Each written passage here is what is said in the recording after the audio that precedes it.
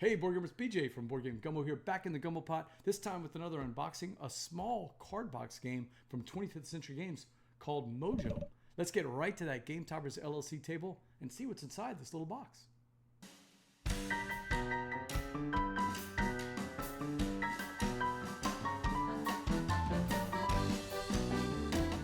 All right, let's take a look at Mojo or Mojo. This is a 30-minute card game for 3 to 8 players. I like that play count. And there's a very small box here. You can get it from 25th Century Games. They're going to be selling it this summer at the conventions. I saw some on some of their convention picks.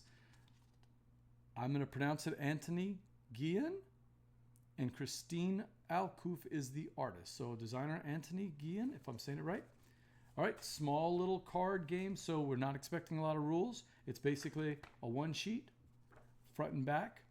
It does have a visual of how the setup is supposed to be and all the contents. That's great because, you know, I just traded the game and I was trying to go back to see if there were any other contents, and I was worried. I was going to try to find a list.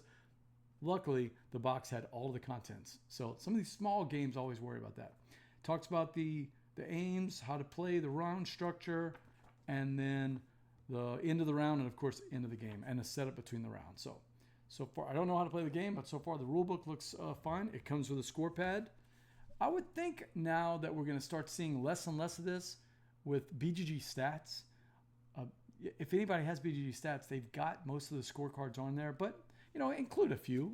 And this one is double-sided, and it's got about 25 score sheets, double-sided, so not a bad idea. But I will be honest, we've been doing BGG stats most of the time now that they have the score pads on there. I still, Jesse, have all my score pad sheets up there on the wall, sort of like you do. That was an homage to what you and Melissa do. But all right, last we have the two different decks.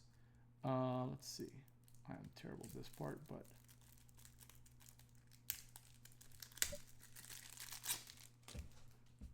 let's see the quality. Oh yeah, nice. This is not the greatest quality, but you know, for a card game, actually a little thin. But I like the artwork here, or I should say the graphic design, because some of these card games try to get very, very cute. I love Sea Salt and Paper, one of my favorite games of all time, but it took me a while to get those icons down. They were really, really cute with those icons on trying to say how the special powers are. Now I've gotten used to them. Jesse says, I haven't seen the score pad in BG stats, but I use it all the time. Oh yeah, it's a little button right there, right above the player names. There's a little score pad. Click on that, and 90% of the games I play already have a pre-formatted score pad. But even if they don't, clicking on that button brings up a three bar generic score pad, and you can add more bars as you want. So to tell you the truth, there's never a reason not to use BG stats.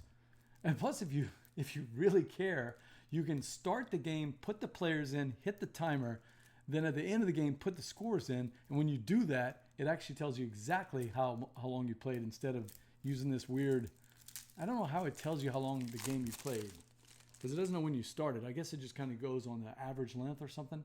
But if you do it that way, you'll get it all the way.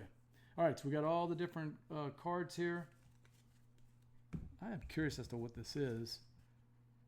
You're going to discard cards to win with the lowest score. So it's kind of a golf style game.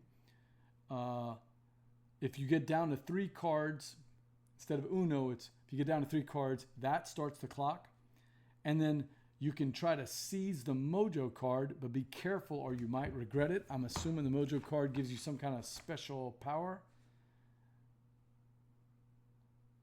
If you have the Mojo card in front of you and your score from cards this round is the lowest or equal lowest, your score for the round becomes 0 points no matter what other card you have. Oh, wait up. Cut it through there. Ah, very nice. But if anybody beats you, you score an extra 10 points from the Mojo card. All right, so that's everything you get in Mojo or Mojo from 25th Century Games and designer Anthony Guillen. Small box card game. Couple of little twists that I like, so I'm curious about playing it. This looks like a great game for family game night, so I'm looking forward to play it.